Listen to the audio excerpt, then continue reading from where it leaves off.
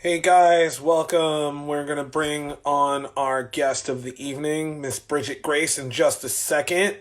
Um, just wanted to say welcome to the show.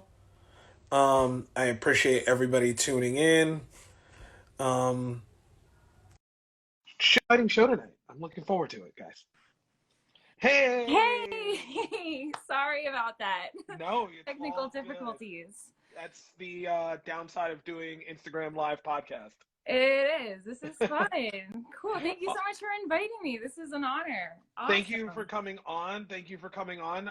We are at the top of the hour, so we're gonna jump right into the show. First of all, thank you for joining me, guys. Welcome to the half guard half hour podcast here on Instagram Live. My guest this evening is none other than the lovely Miss Bridget Grace. For you guys that may not know who she is a Renzo Gracie black belt as well as an instructor. So, with that being said, Bridget, thank you so much for joining me. Thank you so much for having me. This is such a pleasure. Can you hear me okay? Yes, I can hear you Awesome. okay. Totally Awesome. coming through loud and clear. So, with that, I'm going to jump right in and just start by telling us a little bit about your background, how you got started in jiu-jitsu, how long you've been training jiu-jitsu, and Yeah. what got you, onto the mats in the first place. Okay, that's an excellent question to start.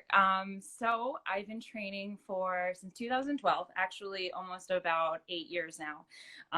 So June of 2012, I had graduated from college, and my senior year. Let me backtrack a little bit first. So this is a long story. Please, So floor is uh, yours. thank you. So when I was a junior in college, something sudden completely happened to me. My father wound up passing away in his sleep, and like we didn't know if we could graduate school. Were we going to have enough money? My dad was the main breadwinner, so like our lives just got flipped and hard real fast. So what wound up happening was my senior year of school, I was super checked out and really just didn't care about classes.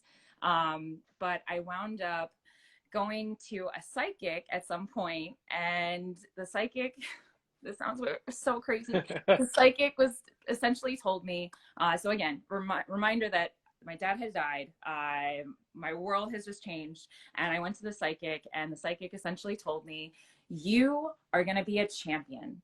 And that she saw like laurel leaves around my head and all these crazy things, and I'm like, okay.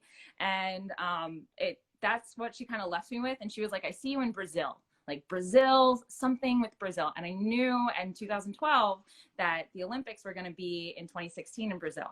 And I played rugby. Well, I played football in middle school, but I wound up playing rugby my senior year.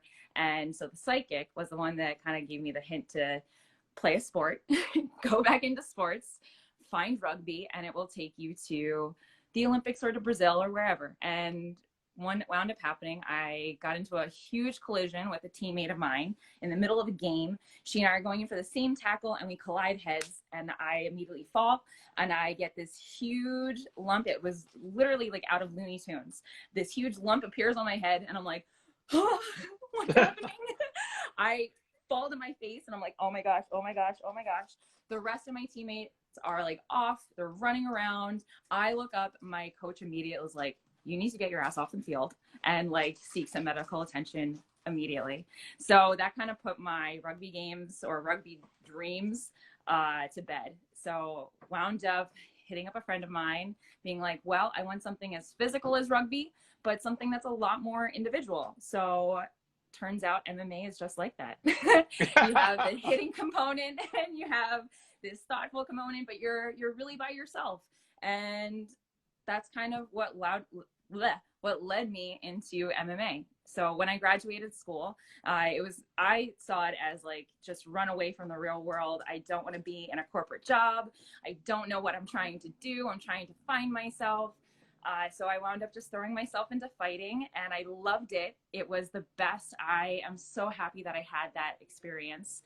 I had two Muay Thai fights or no, 3 Muay Thai fights and 3 MMA fights. And it was a magical experience. I started training immediately after I graduated school, and I was immediately training 2 times, possibly 3 times a day, every day. And I want to say a year and a half after I started training, that's when I got my blue belt. And then a year after that, I got my purple. And then about a year and a half after that, my brown. And now here, I'm my black. Awesome. Yeah, and you recently got your black belt. So talk to me about that experience. I'm a brown belt, so I haven't really, I'm close, but, you know, hopefully closer It'll than come, further and it's away. like the most Exactly. magical experience. That's all I can say. So with being at Henzou's, so I used to always travel up to Henzou's. I'm not originally from Henzou's.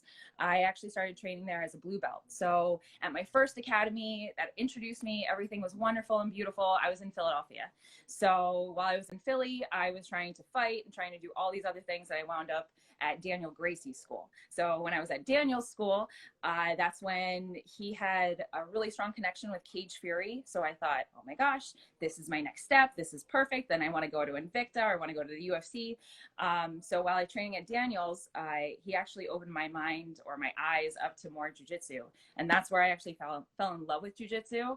And he let me, well, didn't let me. We were able to go travel up to, I know, he let me. Oh my gosh.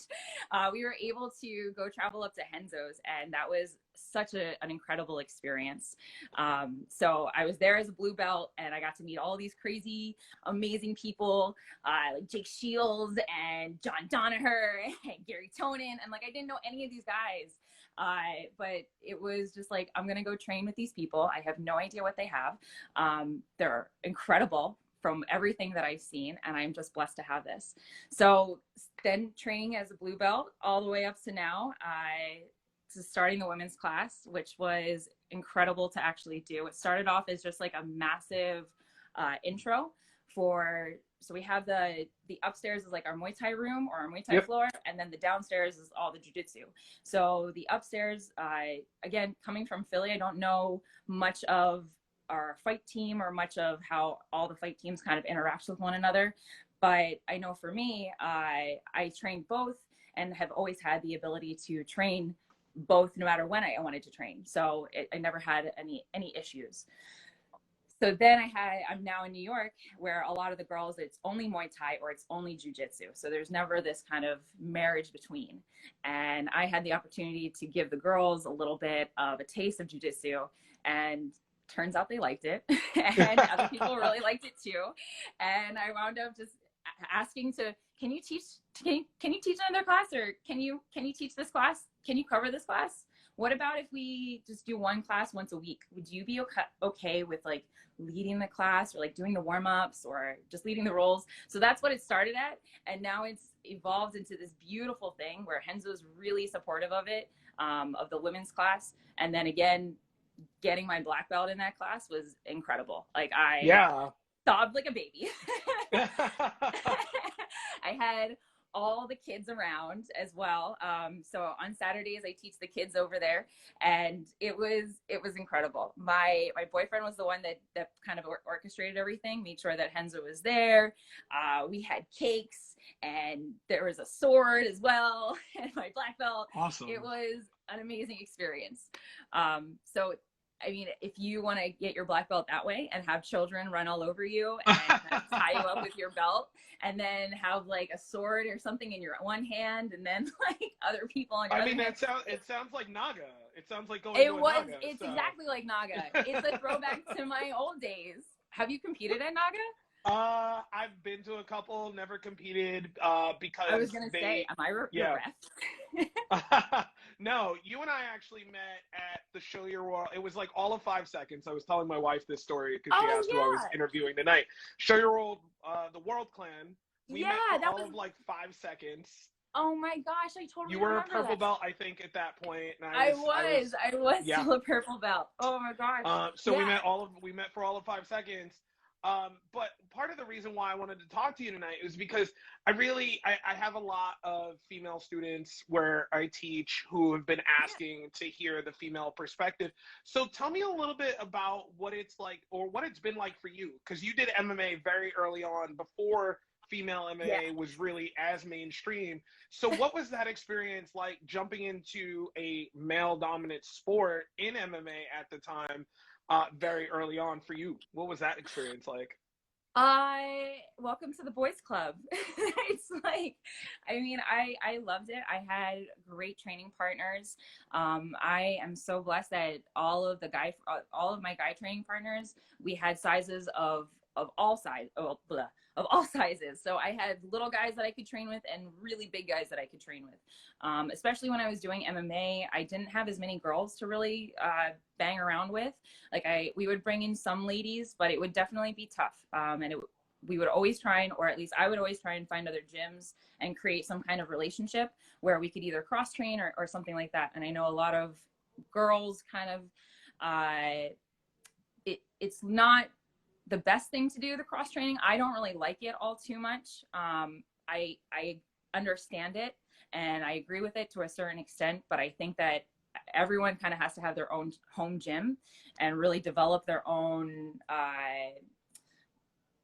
what their style is themselves, because they're going to be learning directly from those people. People that you spar with, you can pull them in and spar with them, but I don't think that should be like your core people. For me with MMA, I was really happy that I had enough people from Muay Thai that I could pull in from my one school. I have always been, or I've tried to keep really good relationships with all academies that I've either been in or I've crossed paths with.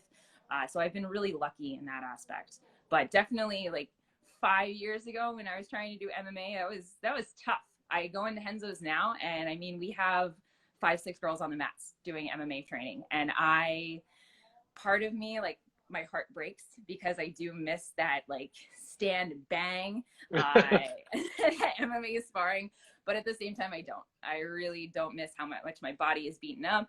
MMA is really tough, and anybody that is interested in getting involved with it, I totally admire you. It's a lot of hard work though, definitely a lot of work and a lot of heartbreak. So forming the women's program at Henzos, basically from scratch, what were some of your growing pains, I guess, as I would call them, or what were some of your obstacles you ran into when you were first trying to structure and build the program, especially being the instructor of that program? What do you feel were some of your biggest obstacles? Mat time.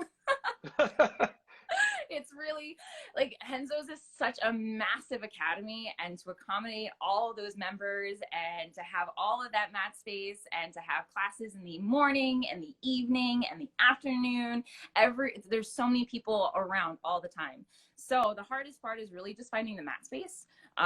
There was a need for it. I know I've been training with guys, so it wasn't necessarily like a huge push being like, oh, we totally need to do this, but there's definitely a huge want for it. I know other ladies, they always reach out to other girls in other gyms, so it was us trying to work alongside Henzou, who's been really adamant about adding a ladies class for a while sometime, adding that in and making it stay. The hardest part has definitely been like the staying power of it.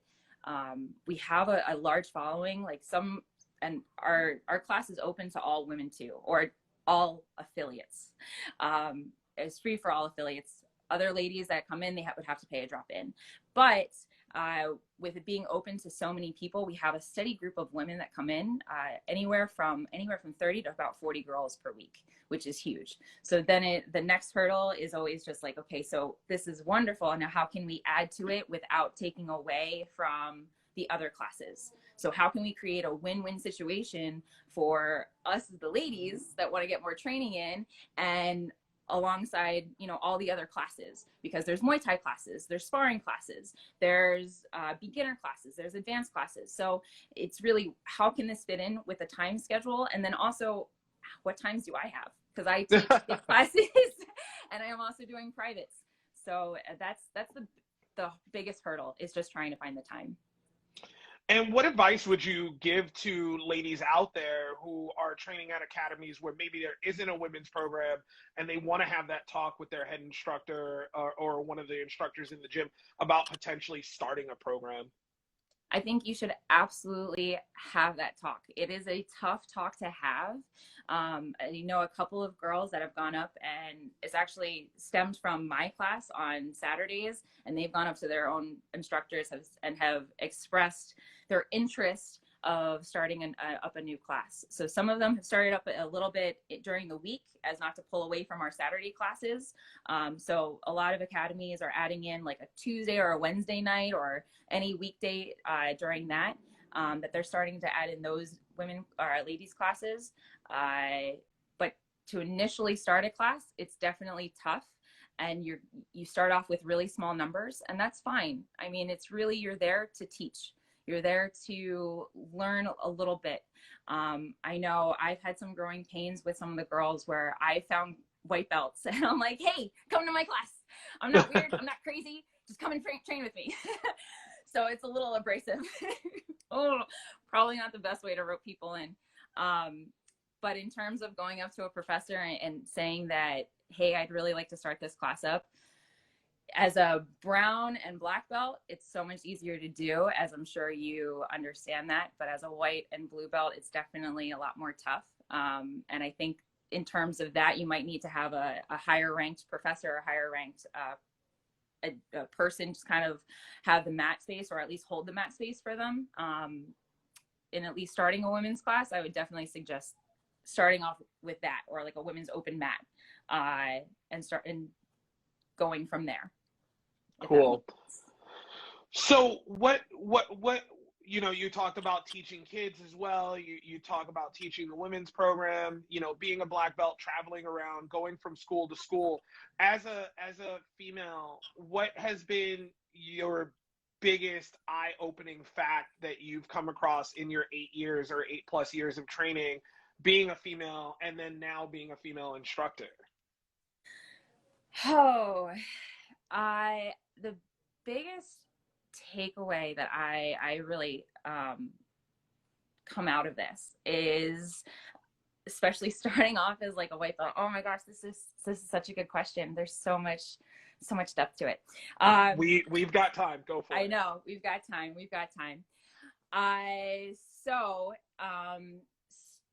I guess trying to navigate through that kind of thing. Oh my, there's a question that just popped up. Yeah, we'll get the. We'll get those later. We'll get those later. Back to this. You and me, Mike. You and me. Yeah. I won't get distracted, I swear. So being a lady and going through all of this, it is definitely, when you start off, you got to have a little bit of a tough skin. You totally have to find your little niche or your group of people to go hang out with. As you come up through the ranks, and as you're going on and becoming that instructor, and implementing this program, you want to make sure that everybody is not just happy or not just like getting along, but is really into the knowledge. And that's like the main part of this, or the main focus is always going to be jiu-jitsu. How can you always bring it back to jiu-jitsu, and how can you always kind of bring it back to that class standpoint? I'm sorry, I'm so distracted by it's totally fine. On the screen. And again, technology is not my main questions thing. At the end. No, I get it. We're going to take questions at the end, so don't worry about it. We block off the last like 5 minutes or so for questions. So you're doing a great job. Thank you. Yeah. All right. Thanks. But I know being a lady in an academy, it's definitely tough to have your voice heard. And it's always good to have like that group of people that you can talk to, a professor that you can talk to, kind of like on the mat and then off the mat at the same time. So you can have that kind of rapport. I know for I want them to learn. I really want them to enjoy and to learn and to try and have fun. The main point of the class is to have fun. I think it was a grappler's quest or started training. And this was, wow, that's a name I haven't heard in back. forever. So probably Grappler's Quest. Yeah. It was probably their last Grappler's Quest. And it was in Philadelphia, and I went there, and I had already been competing a little bit. I had competed at a couple Nagas and a couple of AGLs, and I was doing okay. And I did this grappler's quest, and I was getting ready to do MMA, and my coach at the time was like getting mad and like just, they're trying to steal your lunch money and get real mad and like smash their face. And I was like, okay, I'm totally gonna get in the zone. And I listened to like the angriest music, and I was just like, I'm gonna just rip their faces off and in their face and just do all these things. Turns out that was the absolute wrong thing for me to think of. I completely failed. I'm pretty sure I flopped out. I'm pretty sure I face planted. I'm pretty sure I lost horribly. Like I cried afterwards, and it was awful. And I'm like, I was mad, and I got madder, and it just didn't help. Then the last match, I was like, fuck it, I'm gonna listen to my dance music and just have fun. And turns out I wound up winning that one. So really, at the end of the day, I want everyone to have fun. Yeah. Ladies, everyone, so, we all have fun. You recently, you've competed at the highest levels, IBJJF, Naga. You brought one back that I hadn't heard in forever, Grappler's Quest. Grappler's Quest actually used to have really good super fights. And they did. Like some of the guys that are doing like EBI and the big events now started doing Grappler's super fights. Quest. It was the best. Yeah, there were definitely some good guys back in the day doing those events. But as a competitor yourself, you recently posted a picture from IBJJF where you were like, my face. The busted face, bloody lip, whatever that was. What is your mindset when you're getting ready for a competition? How do you prepare yourself, and what advice would you give to other ladies out there trying to prepare for competitions? So the biggest advice to give is definitely find what works for you, because what works for me is not what works for someone else, and vice versa. So everyone's different. I've had experience with swimming. That was one of my first sports in high school. So it was very individual, and it's very similar to Jiu Jitsu, where you're by yourself and you're in like the bullpen, and then they call your name and you go out and you perform. And that's what it is. And so that IBJJF format is something that I'm really used to and I'm really comfortable with. So having that in mind and having my past of swimming and being like, okay, I'm in the zone, that's what I have, and that's my world that I can go into. For me to get ready, I have my playlist that I have. That is essentially all dance music, and I will blast it, and it's the same playlist over and over again too. I'll add some new songs in, I'll take some songs out, but it's essentially like this zen dance around, loosen your body up, and happy-go-lucky. It's usually a girl singing, which is weird enough. That's something I've just noticed. And yeah, it's just how elated can I be going in that I'm like jumping, that then I can go out and perform. So it's EDM, dance music, and then here I go. Away we go. So as a coach who is out there coaching her students when they're out there competing, what is your advice you're giving them when they're like right before they're ready to go on, they've been called up, they're standing there, they're waiting to go do their fight? What advice and feedback are you giving your students when you're out there coaching them? Okay. I usually, the girls that I have coached, I really just try and keep them as calm as possible. Most of us are adults, so it's not children that I have to like coddle or anything, which is good. And even if it is, that's fine. I've done that as well. But with the girls, it's really just making sure that they're in their zone, they're safe, or they feel comfortable. They know their game plan. The biggest part is the game plan aspect. And a lot of it is just simple enough. I ask them, are you going to pull or are you going to shoot? Like take down or pull. Simple enough. If you don't know what you're going to do when you first walk on the mat, I don't know what else to tell you, because you're probably not going to know what you want to do. And that hesitation is going to really cost you in the long run. So you want to make sure that you're calm, you're focused, and you know what you're going to do. You're going to move first, or are you going to react? So with the ladies, it's like you've prepared, and the way that I look at tournaments as well, you have all of this time to prepare. You know, you have the month beforehand, you have days beforehand, you have 2 months beforehand, you have all this time beforehand. Now is your time to perform. So you have all of that time, you've done all of your prep, you've done all of your training, you've done all of your dieting, you've done all of your cardio, whatever you want to call it. Now is your time to perform. Don't worry about what's going to happen. Just do your best. And that's, I know, my big thing that I try and keep in mind. And for my students that I teach, it's do your best, or do what you think is the best. Not necessarily Awesome. Win. I mean, we all want to win. We all want to win. We don't always do it, though. But you want to perform the best. I never want to have a boring match. I hate when I have Yeah. boring matches. And I mean, it's okay to leave it out there. It's okay if you had a good fight and you still lose. Everybody loses, and it's just a matter of what you take away from it and take it back into the training room, and how you recover from that. Yeah. So how do you not, get down on yourself, and how do you deal with losses when they do happen? Oh, yes, because losses do happen. I know for me, I had a huge loss at Worlds. I was so stoked for Nogi Worlds. I was like, I'm going to win. It's going to be my third year. I'm going to get first place. I'm going to smoke everyone. This is my time. And I was out first round. Losses happen. They happen fast. You watch them essentially happen as they're happening. It is like a double replay. It's great. It's all terrible at the same time. But the hardest part is again, just reminding yourself, it's part of the game. Did you do your best?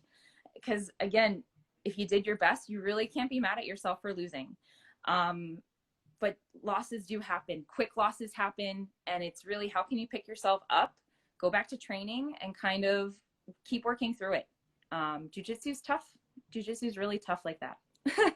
It is after several injuries that have kept me out for months, and now COVID-19, which is keeping us all out. It's the worst. I know. I'm probably so done with doing so many solo drills, and it's just like, all right, all the solo drills. This is great, but it's also really good too, because if you want to get better with your game, you do your solo drills. Get really really good at them. So guys, we have some time for questions. If you have any questions, we'll get back to the ones that we had in the chat box. But if you have questions for Bridget, myself, both of us, drop them in the chat box for us. And my first question is from one of the students where I teach, Emily. She asks, women are obviously underrepresented in the martial arts community. What do you think we can do as a community to change that? Ooh. Yeah, Emily, that's a great question. I think that we could just continue to create the women's classes at every school. I continue to create more women's groups and continue to create that unity within ourselves. I mean, a lot of it has to do with just the massive numbers of us versus the guys. So it's girls, come out and train jiu-jitsu. Like that's really it. But in terms of really bringing us up, again, you're trying to create this win-win situation for both men and women. So how can you continue to create this beautiful movement of women's groups while also not trying to beat on guys and be like, you guys suck, we're cooler, bring us all the jiu-jitsu. That's not really how that works. So it's really going to be a lot more of creating stronger community bonds, creating those women communities inside of your inside of your school. And then in terms of affiliate communities, those are going to be where the women are really going to get a lot of grounding and really going to be heard. We really need that kind of community outreach where we can go in and really look inside of ourselves. Awesome. So my friend Charles, one of my training partners, asked, ultimately at the end, and you kind of told a little bit of this story before through Daniel's school and traveling from Philly, but what ultimately, out of all the schools in New York, out of all the schools in the tri-state area, why Henzos? Why not land at another New York school, Marcello's, or, and again, we don't need to name names, but why not, why not land at another school? What made you choose Henzos? So it was really kind of like it was presented to myself. So the way that I found Daniels was I was at a school called Datus, and the school Datus, there was not much jujitsu in Philly. There's really, at the time, there's really three schools in Philly. There was Datus, there's Balance, and there is Daniel Gracie's school. So out of those three schools, Datus was what I was already fighting out of. Balance had a strong team, but I just didn't really feel at home there. And Daniels was where I felt at home. And it also had a strong MMA and strong jiu-jitsu. So when I was able to go up to New York, because again, I grew up in New Jersey. I had no idea what martial arts was. My parents, they completely sheltered me from WWE, MMA. Like that was not something we watched. Like I want to make sure that I set this straight. My parents didn't let us really do any of that. They really were like, my dad was a neurosurgeon, my mom was a nurse. Like my dad, all he thought of was like your brain, what's going on with your brain? You're going to have like a stroke and die. And my mom is like, you're gonna die. So both my parents are like, if you do MMA, you're gonna die. So this was really not something that anyone had planned. So how I found Henzos was really by accident, a beautiful accident. So I found Daniels led me to Henzos, and Henzos is like the Mecca. And I trained there and I fell in love. And awesome. I trained at other schools and I tried other academies. So it's not to say that like I just did Henzos, but I tried other schools and it just wasn't the same. I feel at home. I have my family. I love my team. I love my school. I love how supportive Henzou is of our women's program. And this has been the best, beautiful accident that I've known. Awesome. And what does it mean to you to be a Renzo Gracie black belt? Oh my gosh, this is like a dream come true. Of all people in the world to get your black belt from, there are probably like 5 people, yeah, I think, on the list I would ever, like, if I were leaving my school and had to go somewhere else because I knew I was one step to black belt, that I would go to. And Henzou is on that list of people. So for you, what does that mean? Oh my gosh, my heart explodes. It is incredible coming from a small school and not really knowing even who Henzou was. Like I would see the Mother's Day meme and I was like, who is that person? And even when I first like was doing some kind of research, and I would be like, who is Renzo Gracie and what is Gracie Barra? And it was the worst. And now to be a part of this community and to even get my black belt from Henzou himself, the godfather of godfathers, like it is incredible. Words can't even begin to express how incredible and amazing and how lucky I am. Again, amazing, beautiful accident. I love it. I feel like a Bob Ross painting. Just happy accidents, little birds. Happy everywhere. Accidents. So what sort of solo drills are you doing currently in catastrophe land? I know, catastrophe land, quarantine life. So I do 2 classes that are open for anyone to participate in. So it's a solo drill class. It's a lot of primal movements, bear crawls. So when I lived in Philly, a lot of the training that I actually did, and I guess to go back on our question a little bit earlier, when I was training in Philly, I was actually going to New York it started off as twice a week, and then it came up to being like 3 times, and then it eventually became 4, and then it eventually became every day that I would drive up. And I would drive from Philly to the Trenton train station, and then I take the train up from Trenton all the way up to New York to Penn Station, literally walk 2 blocks to Henzou's or walk a block and train for the day and then go home. So that was my life for a long time. So when I was doing the going back and forth, I would be doing a lot of solo drilling by myself because I didn't have a lot of people that I could go with. So it was bear crawls, it was holds, isometric holds, Granby rolls, different ways and how you can contort your body. And it's a lot of just how much you can control yourself on the ground. And if you can control yourself, you can control someone else. So I've been working alongside a couple of, it sounds kind of strange, this like fighting monkey thing. If you want, you can check it out online as well. Fighting monkey, Ito Portal is like kind of associated with it, but fighting monkey is different. Ito is different. but pretty much that weird stuff that Conor McGregor does, that's Yeah. the weird stuff that I'm playing I was around going to say Ito's Connor's guy. Yeah, Ito is Conor's guy. I have the fighting monkey guys though, and it's a little different. Awesome. Whatever. So next question, how do you cope when you feel like you have progressed and reached the plateau where it seems like you can't break through? Keep going. That's the best thing to do. Just keep going. It's really frustrating. I still plateau myself. I actually totally have breakdowns on the mats. I run off the mats from time to time. I don't do it as much, thank God, because it's so embarrassing. But there's totally been times where I've just kind of closed my eyes, kind of squeezed everything super tight, and it's just been like, it's just going to pass. These seconds are going to pass. This round's going to pass. This is just a small little drop in your tiny little bucket. Everything's going to be fine. But yeah, plateaus suck. They really suck. Yeah, no, I said this on a podcast a while back, but I think I personally I feel like I hit a plateau at every belt. Totally. And I feel like I hit that wall for like 3 to 6 months where I don't feel like I'm progressing. And then you suck. You suck.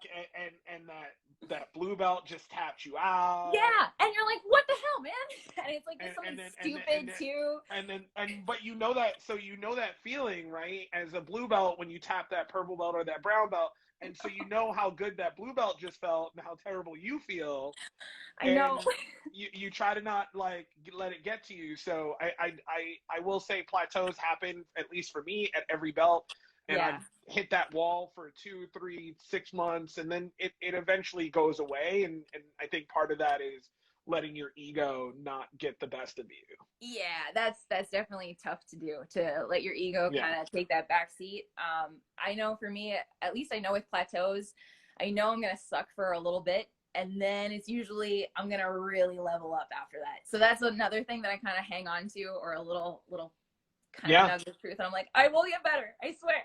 I don't suck this bad. So I have one last question for you to close out. So what are we, what is Bridget hoping for in 2021 going forward? Hopefully, sometime before the end of the summer, academies will start to open up. We're all going to suck a little when we go back, I think. We probably, and that's okay. And that's okay. So what are you looking forward to towards the end of this year, going into the next, in your jiu-jitsu journey? What are you looking forward to? What are you working on?